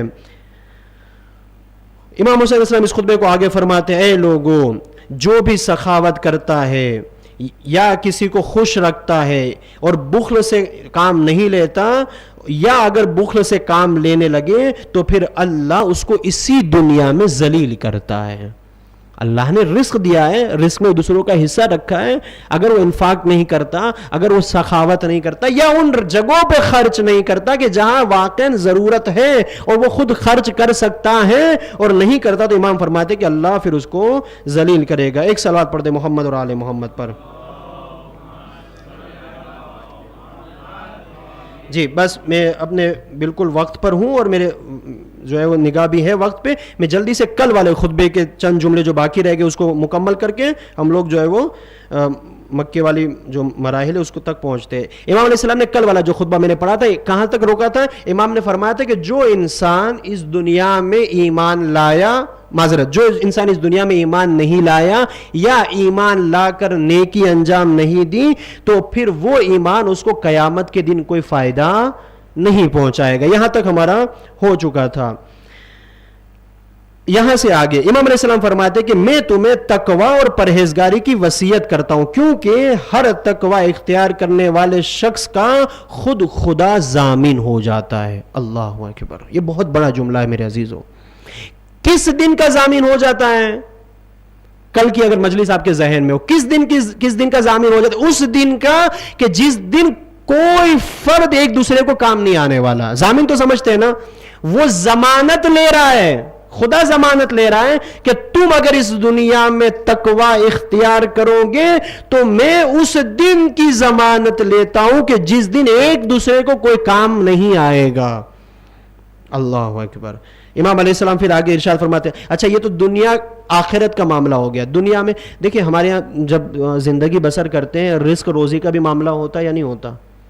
تو بعض اوقات کیا ہوتا ہے، انسان نماز تک تو تقوی رکھتا ہے، بعض اوقات گھر تک بھی تقوی اس کا پہنچ جاتا ہے ایک حد تک، لیکن وہی معاملہ جب رزق کا آتا ہے، روزی کا آتا ہے یا پیسوں کا آتا ہے، تو پھر وہاں تھوڑا بہت تقوی ڈگمگانے لگتا ہے نا۔ جب پیسے کا معاملہ آتا ہے تو کیا ہوتا ہے، تھوڑا تو چلتا ہے، ایک دو کے ساتھ تو فراڈ کر سکتے ہیں نا۔ نماز تو پڑھ رہے ہیں نا بھائی، روزہ بھی رکھ رہے ہیں ماہ رمضان میں، عزاداری بھی کر رہی رہے نا، تو اب ایک دو اگر کسی کے ساتھ فراڈ ہو جائے تو کیا مسئلہ ہے؟ کسی کو اگر چونا لگا دے تو اتنا تھوڑی مسئلہ ہے۔ معصوم فرماتے کہ نا، امام حسین اس خطبے میں کیا ارشاد فرماتے، اگر کوئی اپنی پوری زندگی میں تقوی رکھے، صبح سے لے کر رات تک اور رات سے لے کر صبح تک، ہر لہجے میں اگر اللہ کا تقوی اختیار کرے تو معصوم فرماتے اس کے لیے دو انعام ہیں۔ ایک انعام کیا ہو گیا کہ اللہ اس کو آخرت میں اس کا ضامن ہو جائے گا، اور پھر دنیا میں اللہ اس کو کیا انعام دے گا؟ امام فرماتے ہیں کہ اگر کوئی تقوی اختیار کرے گا تو اللہ اس شخص کا خود ضامن ہو جائے گا اور اس کو ناپسندیدہ چیز کے بدلے میں پسندیدہ چیز عطا کرے گا۔ اگر وہ اس دنیا میں اس چیزوں کو چھوڑ دے جو مجھے پسند ہے، جوان ہوتا ہے انسان، بہت چانسز ہے کہ وہ نامحرم کے چکر میں پھنس جائے، اور اس میں خاص طور سے آج انٹرنیٹ کا زمانہ ہے تو اللہ ہی بچائے، تو ممکن ہے کہ وہ چونکہ اس کو پسند ہے، خواہشات نفس کہتی ہے کہ گناہ کر لیا جائے، لیکن پھر کیا کہتے ہیں، نہیں مجھے اللہ سے حیا آتی ہے، اللہ سے شرم آتی ہے۔ تو معصوم فرماتے، امام حسین فرماتے کہ اگر کوئی اللہ کے خاطر اس پسندیدہ چیز کو چھوڑ دے اس دنیا میں، تو میں روز محشر اس کی پسندیدہ چیز اس کو عطا کروں گا۔ روز محشر میں روز محشر ہماری پسندیدہ چیز کیا ہے؟ شفاعت اہل بیت، محبت اہل بیت، جنت، یہی تو ہماری پسندیدہ چیز ہے۔ معصوم فرماتے کہ پھر اس کی ذمہ داری خدا کی ہے، اگر آج اس چیز کو چھوڑ دو گے، اور پھر اس دنیا میں کیا دے گا پروردگار؟ اللہ اکبر، اس جملے پر آپ تصور کریں، امام فرماتے ہیں کہ ایسی جگہوں سے رزق عطا کروں گا جہاں سے تمہیں توقع بھی نہیں ہوگی۔ اگر تم آج خدا کے لیے اس چیز کو چھوڑ دو گے اور اپنے بزنس میں، اپنی جاب میں، یا پیسے کمانے کی کسی اور راستے میں بھی خدا کا خیال کرو گے، تو معصوم فرماتے ہیں کہ میں ایسی جگہوں سے رزق عطا کروں گا جہاں سے تمہیں توقع بھی نہیں ہوگی۔ لیکن ہاں ذہن میں رہے کہ رزق ہے کیا، میں کل بیان کر چکا ہوں رزق کے بارے میں، صرف رزق پیسے کا نام نہیں ہے۔ اللہم ارزقنا توفیق الطاعہ، اے اللہ تو مجھے تیری اطاعت کا رزق عطا کر، یہ بھی رزق ہے، ہم سے سمجھیں، یہ بھی ایک رزق ہے۔ اگر کسی کو اللہ کی اطاعت کا رزق مل جائے. رزق بہت وسیع چیپٹر ہے, لیکن اگر یہاں پر یہ پیسے والا بھی رزق اگر مان لیا جائے تب بھی معصوم فرماتے ہیں کہ میں ایسی جگہ سے انتظام کر دوں گا کہ جہاں سے انسان نے کبھی توقع بھی نہیں کی ہوتی کہ کیا یہاں سے بھی رزق آ سکتا ہے. جی ہاں. پھر امام علیہ السلام آگے کچھ چیزیں ارشاد فرماتے ہیں. امام کیا فرماتے ہیں؟ ڈرو اور ایسے لوگوں میں سے نہ رہو کہ جو لوگوں کو گناہوں سے تو ڈراتے ہیں لیکن خود گناہوں میں مبتلا ہے. بس اللہ تعالی نے اپنی جنت, بہت اہم جملہ میرے عزیزو اس خطبے کا, اور یہ آخری 2 جملے ہیں, اس کے بعد خطبہ تمام ہو رہا ہے. بہت ہی اہم جملہ اس خطبے کا میرے جوانوں کے لیے, میرے نوجوانوں کے لیے. امام حسین علیہ السلام فرماتے ہیں کہ اللہ نے اپنی جنت, معذرت, امام علیہ السلام فرماتے ہیں کہ اللہ تعالیٰ نے اپنی جنت کے متعلق کبھی بھی دھوکہ نہیں کھا سکتا. اللہ کبھی اپنی جنت کے متعلق دھوکہ نہیں کھا سکتا. جو آج ہم لوگ سنتے آ رہے ہیں کہ یہ کر لو جنت, وہ کر لو جنت, کتنی سستی ہو گئی ہے جنت آج, کتنی جنتیں. کل عرض کیا تھا جیسے میں نے کہ بعض تو ایسے جس نے 300-400 جنت تو ایسی بنا رکھی ہے اپنی, اور 2 طرف سے مشکل ہے. ایک تو اتنی جنتیں بھی بنا رکھی ہے, اور ایک تو جنت کے ایسے مالک ہو گئے کہ دوسرا آ ہی نہیں سکتا اس جنت میں. یہ جنت میری ہے, اور کوئی کسی میں ہمت کی اس میں قدم رکھے. امام فرماتے کہ نا, اللہ نے جنت کس چیز میں رکھی ہے؟ فقط اور فقط اللہ کی اطاعت میں. اگر اسی اللہ کی اطاعت کے ساتھ ایک بھی آنسو بہائیں گے اس فرش عزا پر, جنت واجب ہے. امام کی حدیث کی تفسیر بھی تو کی جائے نا, جہاں ایک آنسو پہ جنت واجب ہے تو کس لیے, کس لحاظ سے؟ اس خدا کی اطاعت کے ساتھ, اس خدا کی اطاعت کے ساتھ. اور دوسری چیز بھی میں نے عرض کی تھی کل کہ جنت کا حاصل کر لینا بھی کمال نہیں ہے, اس جنت کو بچانا کمال ہے. اس جنت کو بچائے تو رکھے انسان. جنت بنا لی 2 مہینہ 8 دن میں, زبردست جنت بنا لی, لیکن 9 ربیع الاول آئی, پتا چلا ایسے گناہوں میں اور ایسے کاموں میں بزی کر دیا اپنے آپ کو کہ پوری 2 مہینہ 8 دن والی جنت پانی میں, جس کا کوئی فائدہ انسان کو نہیں پہنچ سکتا. تو امام علیہ السلام کیا ارشاد فرماتے ہیں؟ امام علیہ السلام فرماتے ہیں, اور دیکھیے اس جملے پہ کبھی غور و فکر کرے کتنا سخت جملہ ہے.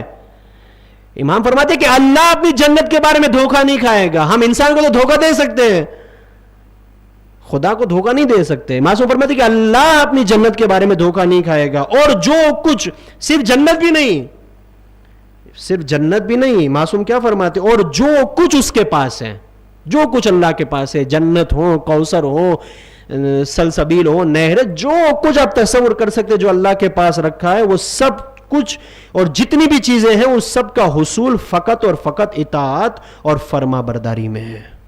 اور اس کی اطاعت اور فرما برداری کے بغیر وہ اس چیز کا حاصل کرنا ممکن نہیں ہے. تحفۃ العقول صفحہ نمبر 239 239 کتاب کا ریفرنس بھی دیا, اس کتاب میں بھی جو دکھائی تھی, اور اس کے علاوہ دوسری کتاب کا بھی ریفرنس دیا. آپ جا کے پڑھیں اس کو کہ امام علیہ السلام نے یہ کیوں بیان کیا. یہ میری طرف سے ہوتا تو شاید آپ کہہ سکتے یہ نہیں, امام حسین کہہ رہے ہیں جنت ہے, جنت ہمارے لیے ہی بنی ہے, اس میں بھی کوئی شک نہیں ہے, لیکن جنت تک پہنچنا تو ہمارا کام ہے نا. خدا نے کہا جنت بنا دی میں نے آپ کے لیے, لیکن جنت تک تو خود پہنچو. اور کتنا عجیب بات ہے کہ اس جنت تک پہنچنے کے لیے اللہ نے رسی بھی دے دی ہمیں کہ تم اس رسی کو پکڑ کے آ جاؤ, تم خود نہیں پہنچ سکتے, مجھے معلوم ہے چونکہ میں نے ہی تمہیں خلق کیا ہے. جنت تک پہنچنے کے لیے معصومین جیسی ذاتیں دی, اہل بیت جیسی ہستیاں دی. کس کے پاس علی جیسا رہبر ہے بتاؤ مجھے, ہے کسی کے پاس؟ کس کے پاس حسین ابن علی جیسا امام ہے بتاؤ؟ کس کے پاس عزاداری جیسی نعمت ہے بتاؤ؟ نہیں ہے. تو جس کے پاس اتنی ساری نعمتیں ہوں, اگر اس کے باوجود بھی اگر کوئی انسان جہنم میں چلا جائے تو پھر اس کے لیے حیف ہے, اس کے لیے حیف ہے. اس لیے معصوم نے ہمیں کیا کہا ہے؟ معصوم نے ہمیں کہا ہے کہ جنت کے لیے دعا نہ کرو بلکہ جہنم کی نجات کے لیے دعا کرو. آپ دیکھیں ماہ مبارک رمضان کی دعائیں اٹھائیں, آپ ماہ مبارک رمضان کی جتنی مشہور دعائیں ہم لوگ پڑھتے ہیں وہ دعائیں کو اٹھائیں. کسی بھی دعا میں ہم لوگ جنت کو طلب نہیں کرتے بلکہ کیا کہتے ہیں؟ پروردگار تو مجھے جہنم سے نجات دے. دعائے جوش نے کبھی میں کتنی مرتبہ 100 مرتبہ کیا کہتے ہیں؟ خلصنا من النار, اے اللہ تو مجھے اس جہنم سے نجات دے. 12 13 14 15 میں دعائے مجیر پڑھتے ہیں نا ہم لوگ, دعائے مجیر کی تلاوت کرتے ہیں 13 14 15 میں.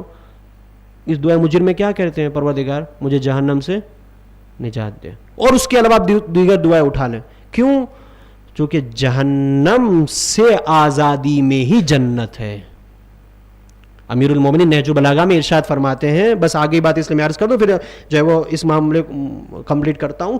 امیر المومنین نہج البلاغہ میں بہت خوبصورت چیز بیان کرتے جنت اور جہنم سے متعلق. معصوم فرماتے کہ جو چیز, توجہ کریے گا اس جملے پر, معصوم فرماتے کہ جو چیز انسان کو خدا سے نزدیک کرتی ہے, اس جملے کو آپ اپنے گھر پہ لکھ کر لگا دیجئے, یقین مانیے بہت اثر کرے گا. اثر یعنی برکت نہیں ہونے والی ہے. ہاں ٹھیک ہے, معصوم امام کا کلام میں تو ہو سکتا ہے برکت بھی ہو جائے, لیکن لگانے کا مطلب یہ کہ پھر اس کو روز پڑھ کے اس پر عمل کرے, تب ہو سکتا ہے کہ کوئی فائدہ پہنچائے, ورنہ لکھنے سے ٹھیک ہے امام کا کلام ہے تو اس سر آنکھوں پہ. ٹھیک ہے, امام علی کیا فرماتے ہیں نہج البلاغہ, امام فرماتے کہ جو چیزیں انسان کو خدا سے نزدیک کرتی ہے وہی چیزیں انسان کو جہنم سے دور کرتی ہے, اور جو چیزیں انسان کو خدا سے دور کرتی ہے وہی چیزیں انسان کو جہنم سے نزدیک کرتی ہے. سیدھا سا فارمولا, سیدھا سا فارمولا. جنت جہنم دیکھ لو, تم خدا سے نزدیک ہو تو جنت سے نزدیک ہو, اگر تم خدا سے دور ہو جنت سے دور ہو. سمجھا؟ تو اس بات کو خیال رکھیں. ایک صلوات پڑھے محمد اور آل محمد پر. بس عزیزو, چونکہ ابھی بھی یقین مانے آج 7ویں مجلس ہے, لیکن ابھی ہم مدینے میں ہی ہیں, لیکن آج مدینے سے نکل رہے ہیں چونکہ اب وقت نہیں رہا زیادہ اس لیے, ورنہ اس کے علاوہ بھی بہت سی چیزیں ہیں جو ابھی اور 3-4 مجالس یا 5 مجالس میں بیان کی جا سکتی امام کے خطبے, اور شاید اس میں بھی مکمل نہ ہو. لیکن بہرحال امام علیہ السلام یہ خطبہ ارشاد فرماتے, پھر اور مقامات پہ کچھ لوگوں سے ملاقات کرتے ہیں, ملاقات کرنے کے بعد اپنے سفر کا آغاز کرتے ہوئے مدینے کو ترک کرتے ہیں. اور روایت بتاتی کہ 5 شعبان کو امام مکے میں پہنچ جاتے ہیں, تقریباً 5 شعبان کو. جب امام علیہ السلام مکے میں پہنچتے, بس آج ایک کردار مجھے بیان کرنا ہے مکے کا, اور اس کے بعد زحمت تمام. البتہ اس میں ٹائم لگے گا, یعنی یہ نہ سمجھے کہ 2 منٹ میں مجلس تمام ہو جائے گی, مصائب میں آ جاؤں گا میں, نہیں, بس یہ کردار بیان کرنا ہے, ایک پرسنالٹی بیان کرنا ہے کہ وہ پرسنالٹی تھی کیا, اور اس نے امام سے کیا جو ہے گفتگو کی, امام نے اس کا کیا جواب دیا, اور اس نے امام سے کیا رد عمل کیا, چونکہ ایک اہم نتیجے تک مجھے پہنچانا ہے. جب امام علیہ السلام مکہ پہنچے تو کچھ دنوں میں اس کی ملاقات عبداللہ ابن عمر سے ہوتی ہے. عبداللہ ابن عمر کیوں آیا تھا مکے میں؟ روایت بتاتی ہے کہ ایک تو مستحب عمرے کا ریزن لکھا گیا ہے کہ مستحب عمرے کی وجہ سے آیا تھا, اور اس کے کچھ ذاتی کام تھے اس لیے آیا تھا. لیکن علماء یہاں پر تشریح کرتے ہوئے بیان کرتے کہ چونکہ مدینے میں بیعت والا مسئلہ چل رہا تھا, اور یزید کا خصوصی خط آیا تھا عبداللہ ابن عمر کے نام سے.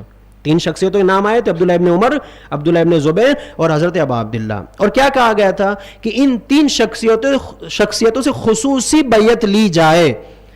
تو اب دیکھیں, ایک خط آیا کہ مدینے والوں سے بیعت لی جائے, ایک خط آیا ان تینوں سے بیعت لی جائے. اس کا مطلب کہ تینوں شخصیت اپنے آپ میں کچھ ہے, ورنہ کیا وہ جب مدینے میں وہ بھی 3 موجود ہی تھے, عبداللہ ابن عمر بھی مدینے میں تھا, زبیر بھی مدینے میں تھا, حضرت ابا عبداللہ بھی مدینے میں تھے, تو ایک خط میں تو تینوں 3 کا نام آ جاتا تھا, لیکن کیوں الگ سے لکھا؟ اس کا مطلب اس کی آپ میں کوئی شخصیتیں ہیں. تو چونکہ ابھی ڈیسیژن نہیں لے پا رہا تھا کہ بیعت کریں یا نہ کریں, اگر بیعت کی تو ممکن ہے پھنس بھی سکتے ہیں, چونکہ چہرہ اسلامی چہرہ تھا, دل میں دشمن اہل بیت تھے, چہرہ اسلامی تھا, بیعت کریں تو پھنس سکتے تھے, نہ بیعت کریں تو قتل بھی ہو سکتے تھے. تو کیا کیا جائے؟ تو کہا چلو مکے میں پناہ لے لیتے ہیں, اور انتظار کرتے کہ ہوتا کیا ہے, کچھ دن ویٹ کرتے ہیں نا, ویٹ اینڈ واچ ہمارے یہاں نا, دیکھتے ہیں کیا ہوتا ہے. پہلے امام حسین بیعت کرتے نہیں کرتے, اگر منع کریں گے تو امام کو قتل کریں گے, نہیں کریں گے, کیا ہوتا ہے دیکھیں پہلے, پھر دیکھیں گے, ڈیسیجن لیں گے. دیکھیں جب حق کا معاملہ ہو تو ویٹ اینڈ واچ نہیں کرنا, ورنہ ہور بنتے بنتے ہرملا بھی بن سکتے ہیں. سمجھا؟ اگر ویٹ اینڈ واچ والا وہاں جہاں حق کا معاملہ ہو وہاں یہ فارمولا کام نہیں کرتا. وہاں دیکھیں کہ حق کس طرف ہے, اور جس طرف حق ہے وہاں اگر آپ چلے گئے تو پھر علیہ السلام بن سکتے ہیں. سمجھا؟ تب علیہ السلام بن سکتے ہیں. اس نے دیکھا اور مکے میں چلا گیا.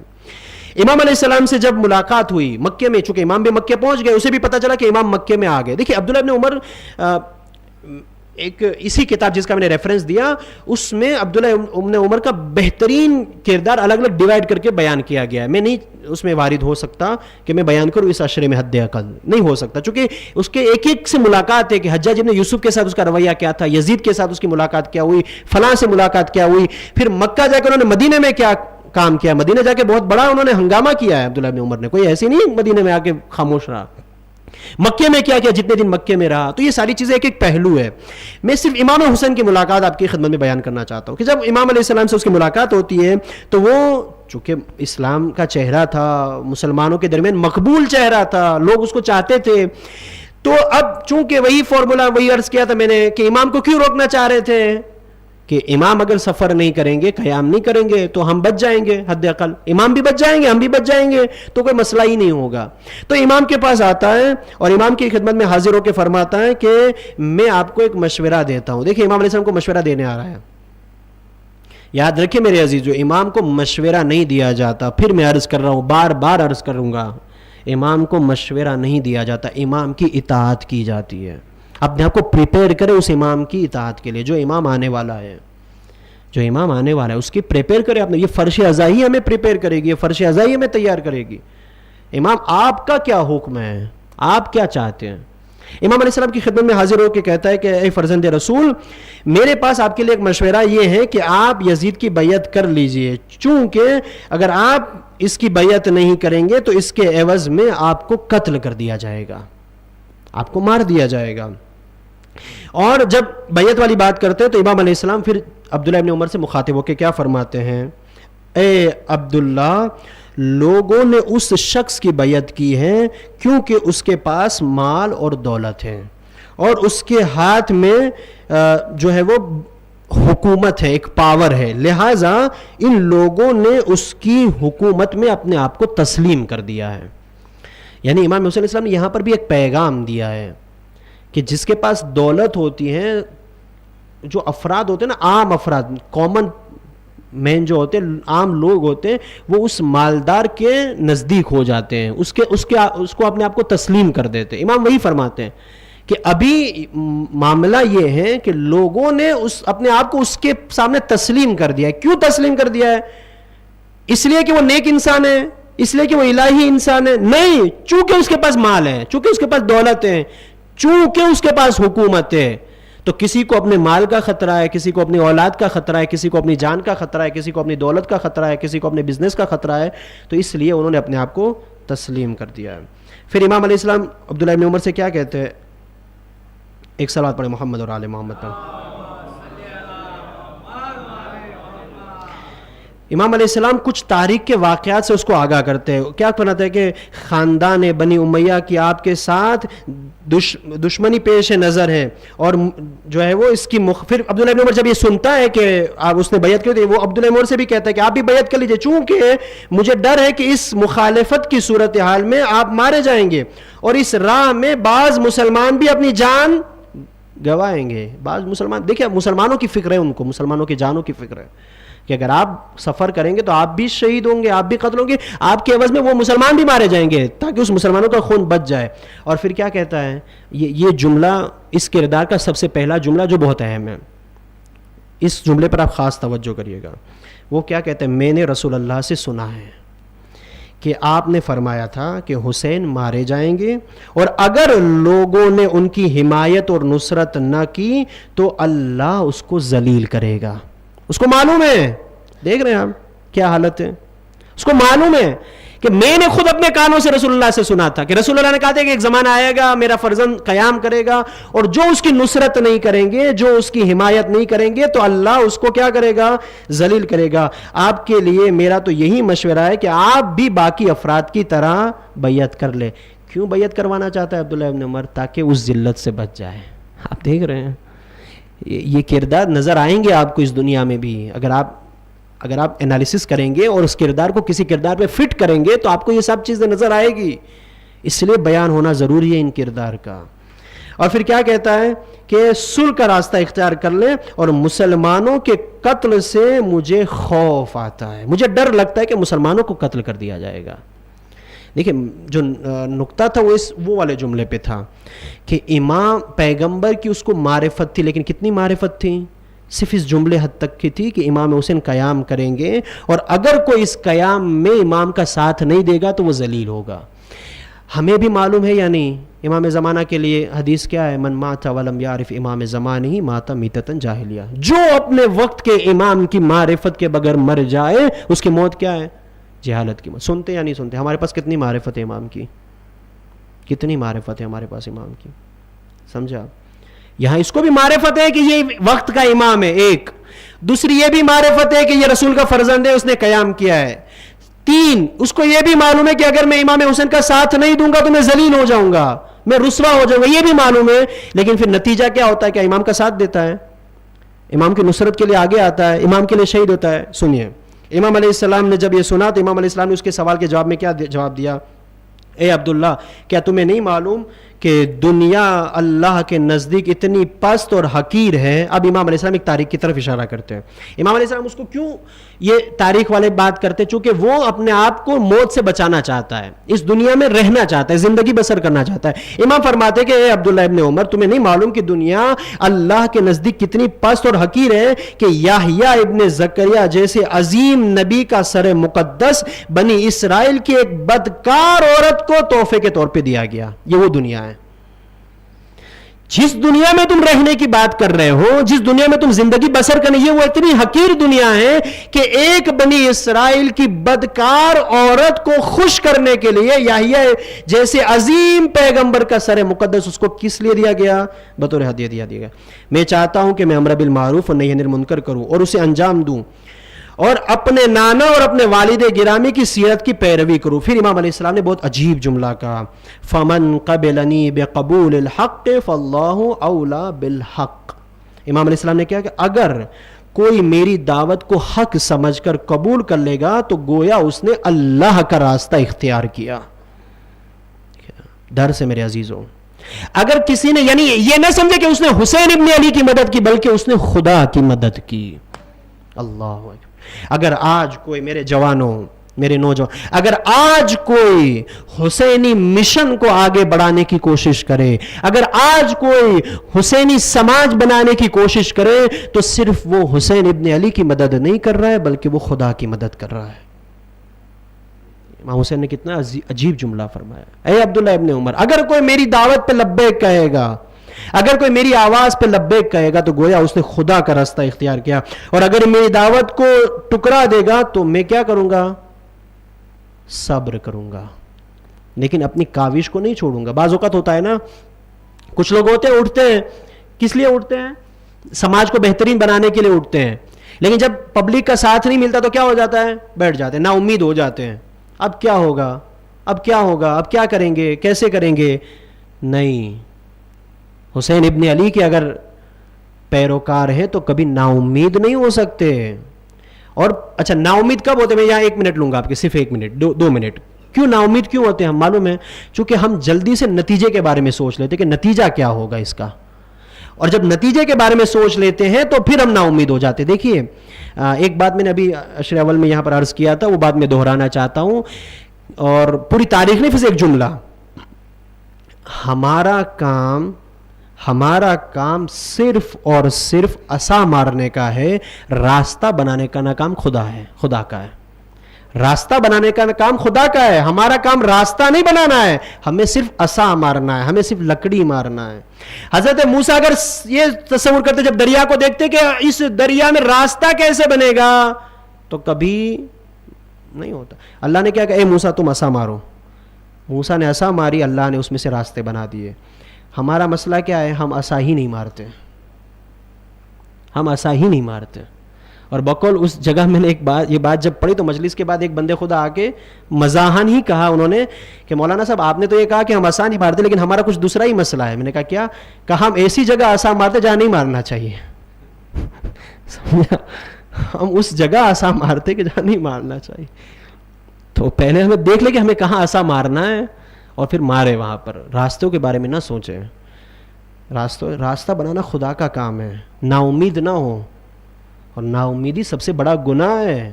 نا امیدی نہ ہو، ہم عصا مارے. دیکھیں تو اللہ پر یقین تو رکھیں، اللہ پر بھروسہ تو رکھیں. حسین ابن علی نے ایک جس نے کربلا کو انالیز کیا وہ کہتا ہے کہ میری نظر کے سامنے حسین ابن علی کا جو جہاد باقی رہ گیا اور بقا مل گئی، ہو سکتا ہے سب کی نظر میں الگ الگ وجوہات ہو، لیکن میں تو بس ایک نتیجے تک پہنچا کہ حسین ابن علی کی کربلا کی بقا کا ریزن اور وجہ یہی ہے کہ حسین کو خدا پہ بھروسہ تھا. حسین کو خدا پہ بھروسہ تھا. جب اس حسین ابن علی کو خدا پہ بھروسہ تھا, ہو سکتا ہے میری خاران کو شاید یہ باتیں ابھی بور کر رہی ہیں. ایک صلوات پڑھے محمد اور آل محمد پر. یا تو بور کر رہی یا سوچ لگے کہ کہاں آسا مارنا ہے. وہ آسا مارنے کی تیاری شروع کر دی. ایک اور صلوات پڑھ دے محمد اور جی ہاں, عرض کر رہا تھا میں کہ امام علیہ السلام نے کہا کہ اے عبداللہ جو میری دعوت پہ حق کرے گا لبیک کہے گا, گویا اس نے اللہ کے راستہ اختیار کیا. اور پھر امام علیہ السلام فرماتے کہ یہاں تک میں صبر کروں گا اگر کوئی میرا ساتھ نہیں دے گا. کہاں تک؟ یہاں تک کہ اللہ میرے اور ان کے درمیان فیصلہ کرے, اور اللہ بہترین فیصلہ کرنے والا ہے. اے برادر, اب دیکھیں یہ والا جملہ بھی بہت عجیب ہے. ہاں, میری ایک عادت ہے کہ میں جلدی سری گزرتا نہیں ہوں ایسے جملوں پہ جو ہم کہتے ہیں دکھتی رگ ہوتی ہے. امام کا دشمن ہے بظاہر, امام کا دشمن ہے بظاہر, تو معلوم ہے کہ یہ ساتھ ہے, لیکن امام نے اس کو کیسے اپنوں سے نزدیک کیا. امام نے کیا کہا؟ اے برادر, اے بھائی. ایک شب شہادت امام میں بھی عرض کیا تھا نا کہ امام زین العابدین سے جب اس نے امام کی توہین کی تو امام نے اس کو وہ نہیں کر دیا, بلکہ امام نے کیا کہا؟ شیخ سے. یہ ساری چیزیں جو ہوتی ہیں نا وہ بہت درس والی ہوتی ہے. بعض اوقات ہوتا ہے کہ کوئی ایسا ہے کہ جو ہماری فکر سے نہیں میل کھا رہا ہے, ہم سے نہیں میل کھا رہا ہے, وہ تھوڑا الگ ٹائپ کا ہے, تو ایسا نہیں کہ ہم اس کو چھوڑ دیں اس کی راہ پہ. نہیں, ہماری ذمہ داری ہے اس کو لانا. یہاں امام عبداللہ ابن عمر سے کہہ رہے ہیں برادر, اے میرے بھائی, اور پھر فرماتے کہ اے میرے برادر, یہی آپ کے لیے ہے کہ یہی آپ کے لیے میری وصیت ہے کہ تم جو ہے وہ میرا ساتھ دو. میں نے جو عرض کیا, میں نے جو بیان کیا, تمہارے لیے بھی میری یہی وصیت ہے کہ تم میرا ساتھ دو, اور مجھے اسی خدا پر بھروسہ ہے اور اسی کی جانب مجھے پلٹنا ہے. اب دیکھیں نتیجہ, چونکہ عبداللہ ابن عمر کا کردار کتنا اہم ہے, یہ بات تو اتنی تو اہم نہیں ہوگا. اب کیا ہوا؟ اب سنیے آپ غور سے. اب کیا ہوا؟ عبداللہ ابن عمر تو آیا تھا امام کو مشورہ دینے کے لیے کہ آپ واپس چلے جائیے مدینے, اب کوئی ضرورت نہیں ہے قیام کرنے کی, یزید کی بیعت کر لیجئے. لیکن یہاں پر اس نے کیا دیکھا کہ میرے مشورے کا تو کوئی فائدہ ہی نہیں ہوا امام پر, الٹا اس نے مجھے دعوت دے دی کہ تم آ جاؤ میرے. اب کیا کیا جائے؟ تو اب وہی ایموشنل, اب وہی جذبات, اور وہ بھی جھوٹے جذبات, دکھاوے, منافقت والے جذبات. اس نے کیا کیا؟ امام کے سامنے کھڑا ہو گیا, اور کھڑا ہو کے کیا کہا کہ اے ابا عبداللہ, میں تو آپ کے ساتھ نہیں چل سکتا. توجہ کریے گا میرے جوانوں, میں تو آپ کے ساتھ نہیں چل سکتا, لیکن میری ایک خواہش ہے کہ میں آپ کے بدن کا وہ حصہ چومنا چاہتا ہوں جسے رسول اللہ چوما کرتے تھے, جس میں مہر امامت ہے. کیا آپ اپنے پیراہن کو اٹھائیں گے تو میں اس حصے کو چوم لوں؟ دیکھ رہے ہیں آپ محبت. اگر کوئی عام انسان ہو, بھولا ہو, تو کیا کہیں گے کتنی محبت ہے اس کو امام کو, کہ وہ امام کو چوم رہا ہے. اور صرف چومے گا نہیں, ابھی عرض کروں گا میں, رو رہا تھا. تاریخ نے لکھا, کتاب نے لکھا کہ اس کے آنسو رخسار تک آ گئے, رو رہا تھا, رخسار تک آنسو آ گئے. اور امام نے پیران اٹھایا اپنا, جیسے پیران اٹھایا امام کے سینے کو انہوں نے بوسہ لیا, اور جیسے امام کا سینے کا بوسہ لیا تو انہوں نے جو ہے وہ امام نے پیران پہنا, اور پھر کیا کہا انہوں نے کہ یا ابا عبداللہ, روتے ہوئے, آنکھوں میں آنسو بھی تھے, روتے ہوئے کیا کہا, یا ابا عبداللہ آپ کو اس راہ میں قتل کیا جائے گا, یا ابا عبداللہ آپ کو اس راہ میں قتل کیا جائے گا. اور روتا ہوا امام سے دور ہو گیا. میرے عزیزو, یہ ہے کردار عبداللہ ابن عمر کا, کہ اگر ایسی محبت ہوگی کہ جو آپ کو آپ کے امام سے دور کر دے تو معاف کیجئے گا, یہ محبت آپ کو کامیاب نہیں کر سکتی کامیاب آپ کو. اگر ایسی محبت ہو کہ جو امام کو چوم رہے ہیں, جو امام کے لیے آنسو بھی بہا رہا ہے, امام کے لیے رو بھی رہا ہے, یہ بھی یقین ہے کہ امام شہید ہو جائیں گے, یہ بھی یقین ہے کہ امام قتل ہو جائیں گے, اور یہ بھی یقین ہے کہ اگر میں امام کا ساتھ نہیں دوں گا تو میں ذلیل ہو جاؤں گا, لیکن اس کے باوجود بھی کیا, امام کے ہاتھوں پہ بیعت بھی نہیں کرتا اور امام کا ساتھ بھی نہیں دیتا. مدینے میں آتا ہے, بس جلدی میں ختم کر رہا ہوں, مدینے میں آتا ہے, مدینے میں آ کے کیا صرف یزید کی بیعت کر لیتا ہے, یزید کی نہ, خاندان والے کو بلاتا ہے, ایک علم اٹھاتا ہے اور کہتا ہے کہ جو اس علم کے نیچے آ جائے گا وہ کامیاب ہو جائے گا, اور پھر سب کو بیعت کے لیے آمادہ کرتا ہے, اور پھر زمانہ آگے بڑھتا بڑھتا بڑھتا حجاج ابن یوسف تک یہ معاملہ پہنچتا ہے. جب حجاج ابن یوسف تک یہ معاملہ پہنچتا ہے تو رات کا اندھیرا ہوتا ہے. دیکھیں یہ سیاست والے لوگ تھے, یہ سب سیاسی لوگ تھے. رات کا معاملہ ہوا, حجاج ابن یوسف کے گھر پہنچ گیا. حجاج ابن یوسف لیٹا ہوا ہے, حجاج ابن یوسف لیٹا ہوا ہے, سو رہا ہے. آیا کہ میں بیعت کرنا چاہتا ہوں آپ کے ہاتھ پر. عبداللہ ابن عمر, یہی مکے والا جو امام کے رو رہا تھا, جو بدن کو چوم رہا تھا. جوانوں, میرے عزیزوں, پیغام ہے اس میں, معرفت بغیر کی عزاداری ہمیں نہیں فائدہ پہنچائے گی. معرفت کے بغیر کی عزاداری ہمیں نہیں کامیاب کرے گی. حجاج ابن یوسف کے بغل میں بیٹھ جاتا ہے اور کیا کہتا ہے, مجھے تمہارے ہاتھ پہ بیعت کرنا ہے. حجاج نے کہا ٹھیک ہے, کل آ جانا, ابھی اتنی دیر کہاں ہے. تو امام کی وہ حدیث سناتا ہے کہ کیا تم نے حدیث نہیں پڑھی, کیا آپ نے وہ حدیث نہیں پڑھی کہ جو اپنے وقت کے امام کی معرفت کے بغیر مر جائے تو وہ جاہل مرے گا. موت کا تو بھروسہ نہیں ہے, پتا چلا میں صبح مر گیا اور آپ کی بیعت نہ کی, آپ کی بیعت نہیں کی. تو حجاج بھی تو دشمن تھا لیکن سمجھدار دشمن تھا نا. تو اس نے کیا کہا معلوم ہے, اس نے کہا کہ جب امام حسین مکے میں تھے تب یہ حدیث یاد نہیں تھی. جب مکے میں تھے اس نے کہا کہ اگر تمہیں بیعت کرنا ہے تو کل آنا. تو کہا نہیں, بیعت تو آج ہی ہوگی, ابھی ہوگی. تو کہا اگر ابھی بیعت کرنا ہے تو پیر پہ بیعت کرو. بس ایک نتیجہ اور زحمت تمام. اگر کوئی الہی رہبر کے ہاتھ میں بیعت نہیں کرتا تو طاغوت کے پیر پہ ذلت سے بیعت کرنی پڑتی ہے. بیعت کرنا ہے ہمیں, بیعت سے انکار نہیں ہے. بس یہ دیکھیں کہ ہم بیعت الہی رہبر کی کر رہے ہیں یا شیطان کی کر رہے ہیں. بیعت تو کرنے, کوئی بیعت سے بھاگ نہیں سکتا. کسی کے نصیب میں حسین ابن علی کی بیعت ہوتی ہے, کسی کے نصیب میں یزید کی بیعت ہوتی ہے. بس یہ ہے نتیجہ.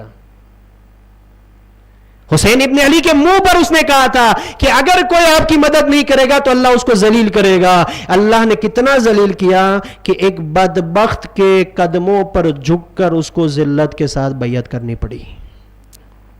یہ عبرت ہے میرے عزیزوں, عبرت ہے, یہ عبرت ہے. اپنے آپ کو حسین ابن علی کے لیے آمادہ کریں, اپنے آپ کو حسین ابن علی کے لیے آمادہ کریں. اس عزاداری کے ذریعے اپنے آپ کو اتنا انرجیٹک بنائیں کہ جب بھی ہمارا وقت کا امام آئے تو ہم اسے لبیک کہیں. اور مسلم ابن اوسجا, حبیب ابن مظاہر, زہر قین, جون جیسا کردار کے ساتھ اس کی مدد کریں, نہ کہ عبداللہ ابن عمر اور عبداللہ ابن زبیر کی طرح امام سے فرار کر جائے.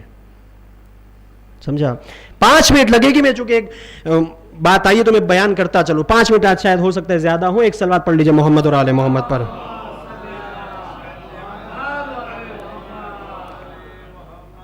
ہم لوگ کہتے ہیں نا, ہم لوگ کیا کہتے ہیں, ہمارا ایک شعار کیا ہے, ہمارا ایک نعرہ کیا ہے, ہمارا ایک نعرہ کیا ہے, لبیک یا حسین, ہے نا ہمارا نعرہ, لبیک یا حسین. کیا ہے مطلب لبیک یا حسین کا؟ کیا مطلب ہے لبیک یا حسین کا؟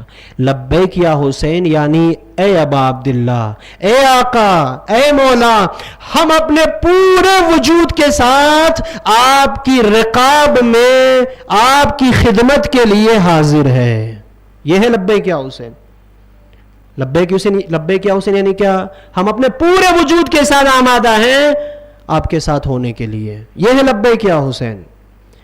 لبیک یا حسین یعنی جو اس دنیا میں بچھڑے ہوئے ہیں, جو مظلوم ہیں, ان تمام مظلوموں کی مدد کے لیے ہم آمادہ ہیں, یعنی لبیک یا حسین. لبیک یا حسین یعنی کیا؟ اے ابا عبداللہ, جو مشن آپ نے کل کربلا میں جناب زینب اور امام سجاد کے حوالے کیا تھا, اور جس طرح انہوں نے اپنی زحمتوں کے ساتھ اس مشن کو دنیا میں پھیلایا, ہم بھی اسی لبیک کے ذریعے اس مشن کو گھر گھر تک پہنچائیں گے, یعنی لبیک یا حسین. سمجھا؟ لبیک یا حسین یعنی کیا؟ اے ابا عبداللہ, ہم اپنی ذمہ داری کو بھی جانتے ہیں اور ہم اپنی ذمہ داری کو پورا بھی کریں گے. یہ ہے لبیک یا حسین. اگر کوئی عزادار لبیک یا حسین کہے اور اپنی مسئولیت سے, اپنی ذمہ داریوں سے فرار کرے تو معاف کیجئے, یہ صرف زبان تک تو محدود رہ سکتا ہے, آپ کے عمل اور وجود کا حصہ نہیں بن سکتا.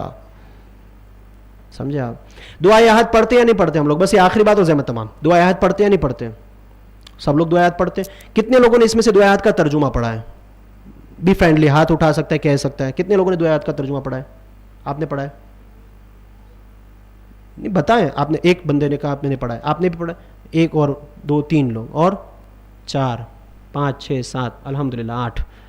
اللہ کا شکر ہے, ایک جگہ میں نے بیان کیا تو شاید ایک بندے خدا نکلا پورے مجمع میں سے, الحمدللہ, یا 10 12 برادران نکلے تو آسان ہو جائے گا مجھے اس بات کا سمجھانا. اگر دعا آیات کا آپ نے ترجمہ پڑھا, دعا آیات میں ہم کیا سوچتے ہیں, امام آئیں گے تو کیا ہوگا, امام زمانہ جب ظہور کریں گے تو کیا ہوگا, امام زمانہ جب ظہور کریں گے تو ہم اپنی اس مشکل کو حل کر لیں گے, ہم اپنی اس پرابلمس کو حل کر لیں گے. ہمارا بزنس ٹھپ پڑ رہا ہے, امام کو آئیں گے ذرا ایک دعا پڑھ دیجیے تاکہ بزنس اٹھ جائے. یہی تو تصور میں نا ہمارے. جیسے آج عالم کا بھی استعمال ہم کس چیزوں میں کرتے ہیں, نہ سوال پوچھتے ہیں, نہ اپنی روحانی بیماری کا کوئی علاج. مولانا صاحب ذرا آ جائیے دکان پہ, تھوڑا سا پڑھ دیجیے تاکہ دکان میں تھوڑا, ٹھیک ہے, وہ اگر واقعا عالم دین ہے تو ہو سکتا ہے اس کی برکت بھی ہو ایک جگہ پہ, میں انکار نہیں کرتا ان کا, لیکن کیا صرف یہی کام ہے اس عالم دین کا, سوال ہے. تو جو چیزیں ہم عالم دین کے لیے سوچ رہے ہیں وہی چیز پھر امام کے لیے بھی سوچنے لگتے ہیں کہ امام آئیں گے تو پھر امام سے یہی کام کروائیں گے کہ آپ آ جائیے, ہماری مشکلات کو حل کر دیجئے, ہمارے پرابلمس کو سولو کر دیجئے, ہمارے گھروں میں یہ مشکلات ہیں, ہماری سوسائٹی میں یہ مشکلات ہیں, ہم اس پرابلم سے گھرے ہوئے ہیں, ہم یہ ہیں, ہم وہ ہیں. دعائے ہاتھ تو کچھ الٹا ہی کہہ رہی ہے, دعائے ہاتھ تو کچھ الٹا ہی کہہ رہی ہے. دعائے ہاتھ میں ہم کیا کہتے ہیں, میں کچھ فکرے کی تلاوت کرتا ہوں دعائے ہاتھ کی. دعائے ہاتھ کے آگے کے حصے کو چھوڑتے ہوئے, اللہم اجعلنی من انصارہ و آوانہ والذابین عنہ والمسارین الیہ فی قضاء حوائج. اے میرے پروردگار, جب اس حسین کا ظہور ہوگا جو تیری آخری حجت ہے تو میں اس کا ناصر بنوں گا, میں اس کے ساتھ رہوں گا, اور کیا کروں گا, صرف ناصر بنوں گا. میں معذرت کے ساتھ 2 منٹ آپ نہ گھمائیے گا تاکہ کسی کے ڈائیورٹ نہ ہو دھیان اس کا, معذرت کے ساتھ. کیا کریں گے مولا, میں آپ کا ناصر بنوں گا پروردگار. اللہم, دیکھیے یہاں خدا کو مخاطب ہو رہے ہیں نا, امام کو مخاطب نہیں کرے, اللہم سے شروع ہو رہا ہے. اللہم, اے میرے پروردگار, میں اس کا جب ظہور ہوگا تو اس کا ناصر بنوں گا, اس کا مددگار بنوں گا, اور پھر کیا کروں گا, اپنی مشکلات کو حل کرواؤں گا. نہیں, جو امام کی مشکل ہے میں اس کی مشکل کو دور کروں گا. یہ ہے دعائے احد. جو اس کی حاجتیں ہوں گی اس کی حاجت کو میں پورا کروں گا. کیا آپ نے آپ کو پریپیئر امام کے لیے کہ امام کی حاجت کو پورا کر سکیں؟ ہم تو اپنی حاجتوں میں لگے ہیں. یہ نہ کہ امام کربلا بھی جب جاتے ہیں ہم لوگ, اس حسین ابن علی کی زری کے پاس بھی جاتے ہیں, تب وہاں پر بھی وہی چیز مانگتے جو مادی ہے. رزق دے دو, اولاد دے دو, یہ دے دو, وہ دے دو. وہ دیں گے, وہ کریم ابن کریم ہے, اسے کہنے کی ضرورت نہیں ہے, وہ کریم ابن کریم ہے. لیکن ایک بار یہ تو کہیں کہ مولا میرے پاس شعور نہیں, مجھے شعور دے دو, میرے پاس معرفت نہیں, مجھے معرفت دے دو, میرے پاس علم نہیں, مجھے علم دے دو, میں عقل کا استعمال نہیں کرتا, مجھے توفیق دو کہ میں اپنی عقل کا استعمال کروں. یہ مانگو نا کربلا جا کے. ہاں, لیکن ہم کیا مانگتے ہیں, وہی مادیات. جو کریم ابن کریم ہے وہ دے گا. ہمارے پاس مانگنے کا طریقہ نہیں ہے. ہم جو سب سے بڑا ہوتا ہے اس سے 10 روپیہ مانگتے ہیں, مجھے 10 روپیہ دو. بھائی کس سے تم 10 روپیہ مانگ رہے ہو؟ اس سے تم 10 روپیہ مانگ رہے ہو جو کروڑ پتی ہے, اس سے 10 روپیہ نہیں مانگا جاتا. سمجھے؟ جس کے پاس 100 روپیہ ہو, 50 روپیہ, اس کے پاس 10 روپیہ مانگا جاتا ہے. جو کروڑوں کا مالک اس سے 10 روپیہ مانگنا یعنی ہماری طرف سے احمقانہ ہے, ہماری طرف سے احمقانہ ہے. ہم اس کے پاس جا رہے ہیں کہ جو کسی کو حر بناتا ہے, کسی کو جون بناتا ہے, جو حبشی کا غلام ہوتا ہے, اس کے کس مقام تک. ہم اس کے در پہ جاتے ہیں کہ جو ایک زمانے میں اس کی سیاہی, بلال حبشی کی اس کی سیاہی, اس کی بدبو سے دور بھاگتے تھے, لیکن جب رسول سے نزدیک ہوا تو رسول نے اس بلندی تک پہنچا دیا کہ جب وہ حی علی الصلاۃ کہتا تھا تو مسلمان مسجد میں آ جاتے تھے. اس کے در پہ جا کے کیا مانگتے, مولا یہ دے دو, وہ دے دو, فلاں دے دو, فلاں دے دو. سمجھا؟ ہم اسی زیارت, اسی دعائے حد میں کیا کہتے ہیں, والمستشہدین بین یدیک, اور پروردگار میں اس کی حاجتوں کو پورا کرتے کرتے کرتے اس کے ہاتھ کے نیچے شہید ہونا چاہتا ہوں. اللہ اکبر, اللہ اکبر. کاش کہ اس معرفت اور اس جذبے کے ساتھ دعائے حد پڑ جائے. پروردگار میں شہید ہونا چاہتا ہوں اس کے ہاتھ کے نیچے. موت تو آنا ہی ہے اس جسم کو. اسی خطبے میں جو مدینے کا خطبہ تھا یا نہیں معلوم آگے کے خطبے میں آئیں گے, اسی خطبے میں خود امام حسین علیہ السلام ارشاد فرماتے ہیں کہ جب پروردگار نے اس بدن کو پیدا کیا ہے تو موت کے لیے پیدا کیا ہے. تو جب بدن کو موت آنے والی ہے تو کتنا بہتر ہے کہ اس کو شہادت آ جائے. امام خمینی رضوان اللہ تعالیٰ علیہ کے لیے ملتا ہے کہ امام خمینی کے جس نے اتنا بڑا انقلاب پیدا کیا سرزمین ایران پر, اسلامی حکومت نافذ کی. بعض لوگ کہتے ہیں کہ آپ کیوں اتنا بڑا انقلاب کے بارے میں بولتے ہیں, انقلاب اسلامی کے بارے. دیکھیں میں ایران کے بارے میں نہیں بول رہا ہوں, خاص طور پہ میں انقلاب اسلامی ایران کے بارے میں بول رہا ہوں. اس جگہ پر کہ جہاں علی کی حکومت ہے, علوی حکومت ہے, اس جگہ پہ بول رہا ہوں. بولتے کیوں بولتے ہیں آپ, کیوں بولتے ہیں؟ میں ایک ہی جواب دیتا ہوں, دوسرا جواب ہی نہیں دیتا کہ پوری سرزمین پر, پوری دنیا میں بس ایک, توجہ کرے گا میرے جوانوں, پوری سرزمین پر, پوری دنیا میں بس ایک سرکاری گورنمنٹ ریڈیو ہے کہ جس میں وقت میں 5 مرتبہ اشہد ان علی ولی اللہ کی صدا آتی ہے. کیوں ہمیں ناز نہ ہو اس حکومت پر کہ جہاں سرکاری مائک سے علی ولی اللہ کی آوازیں آتی ہے؟ ہمیں کیوں فخر نہ ہو؟ آتی ہے, سعودی میں آواز آتی ہے, کویت میں آتی ہے آواز, آپ کے ہند میں آتی ہے, جائیے ایران میں جو سرکاری ریڈیو ہے وہاں سے اشہد ان علی ولی اللہ کیا. ہمیں فخر ہے, ہم فخر کرتے اس بات پہ.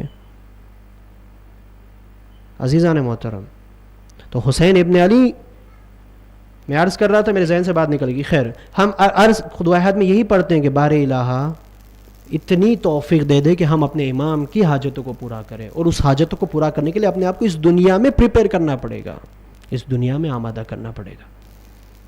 تب جا کے وہ ہستیاں ہمیں گلے لگا کے اس مقام تک پہنچا دے گی کہ جس کا ہمیں تصور بھی نہیں ہوگا. چونکہ آج جناب جون کا ذکر نکلا ہے تو میں چاہتا ہوں جناب جون کی مصائب اور پھر جناب سکینہ سلام اللہ علیہ کی چند فکریں اور زحمت تمام. چونکہ آج کافی وقت ہو گیا, البتہ 1.25 گھنٹہ ہو رہا ہے تقریباً, میں زیادہ مصائب نہیں پڑھ پاؤں گا. کون جناب جون معلوم ہے؟ جناب جون امیر المومنین کے غلام ہیں, امام حسن کے غلام ہیں, ابو ذر کے غلام ہیں, پھر ہوتے ہوتے حسین ابن علی کے غلام ہوئے, کربلا تک بھی پہنچ گئے. جناب جون مقتل لکھتا ہے, جو اوتھینٹک مقتل ہے وہ لکھتا ہے کہ جب روز عاشورہ آئی تو جناب جون امام حسین کے پاس آئے, کہا اے آقا اجازت دیجئے کہ میں جاؤں اور شہید ہو جاؤں. آج جناب جون کے مفصل مصائب سنیے آپ لوگ, کہ مولا اجازت دیجئے میں جاؤں. امام حسین نے کہا کہ نہیں جون, غلاموں پر ہم اس قدر جو ہے وہ اسے اس مشکلات میں گرفتار نہیں کر سکتے. چونکہ تم غلام ہو, میں تمہیں آزاد کرتا ہوں, جاؤ تم آزاد ہو جاؤ اور جاؤ اپنی زندگی بساؤ, چلے جاؤ. اور کوئی پوچھے تو کہنا کہ میں غلام تھا, میرے آقا نے مجھے آزاد کر دیا. معلوم ہے جون نے کیا جواب دیا؟ ہاتھوں کو جوڑا, مولا ابھی میں جو آپ کا غلام ہوں اسی میں میری آزادی ہے, اور اگر آپ مجھے آزاد کر دیں گے تو اسی میں میری غلامی ہے. میں اس غلامی کو تو نہیں لے سکتا, مجھے تو یہی آزادی چاہیے, مجھے یہی حریت چاہیے جو آپ کی رقاب میں مجھے شہادت تک پہنچائے. امام نے گلے سے لگا لیا, لیکن اجازت نہیں دی, اجازت نہیں دی. مقتل بیان کرتا ہے کہ ایک کے بعد ایک جانثار جانے لگے, آنے لگے. جون امام کے آگے پیچھے, کاش کہ امام کی نظر کرامت مجھ پر ہو جائے.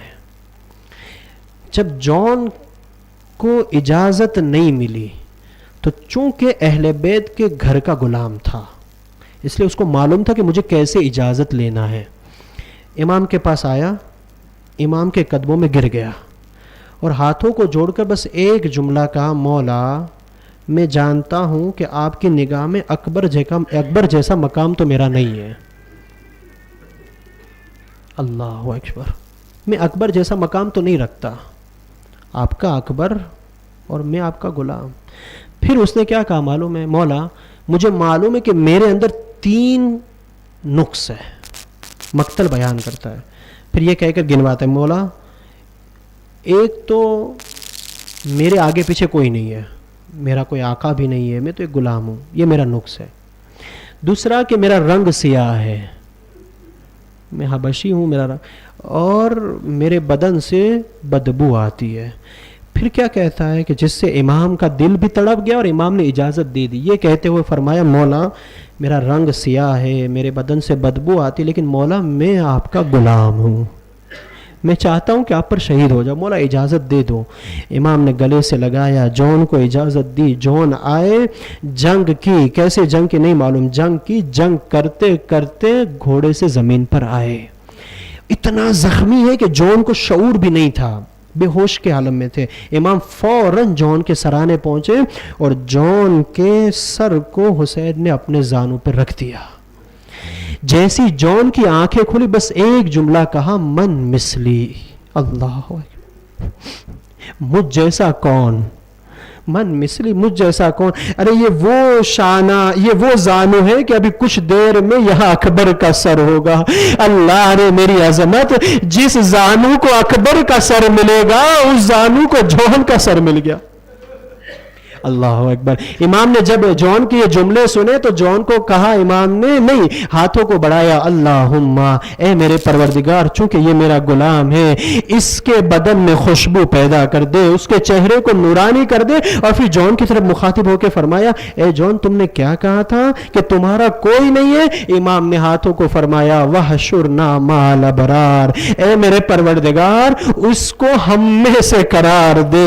میں کہوں گا اے جون بڑے نصیبدار ہو کہ تمہیں حسین ابن علی کی دعا مل گئی, لیکن اللہ رہے جو حسین ایک غلام کے لاشے کو بھی تنہا نہ چھوڑا, وہی حسین جب گھوڑے سے زمین پر آیا کوئی نہ تھا کہ جو حسین کی مدد کرے. عجب نہیں فاطمہ زہرا حسین کے سرانے پہنچ گئی ہو, آ میرے لال میری آغوش میں آ جا. عذابارو مقتل بیان کرتا ہے کہ جب گھوڑا خیمے کی طرف آیا, سکینہ نے جب گھوڑے کو دیکھا سمجھ گئی کہ میرا بابا مارا گیا, میں یتیمہ ہو گئی. بس ایک جملہ کہا, یا جواب آبی, اے میرے بابا کے گھوڑے ہیں, بس اتنا بتا دے حل سخیابی کا بادشاہ. ارے جب میرے بابا کو ذبح کیا پانی دیا تھا کہ پیاسا ذبح کر دیا. میں ہاتھوں کو جوڑ کر بی بی سے ایک جملہ کہوں گا, اے بی بی جب آپ کا اصغر پیاسا مارا گیا تو آپ کے بابا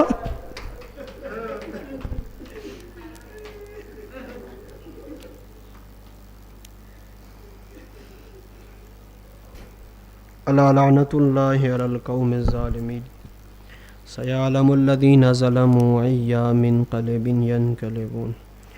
الہی بحق الزہراء و ابیہا و بعلہا و بنیہا.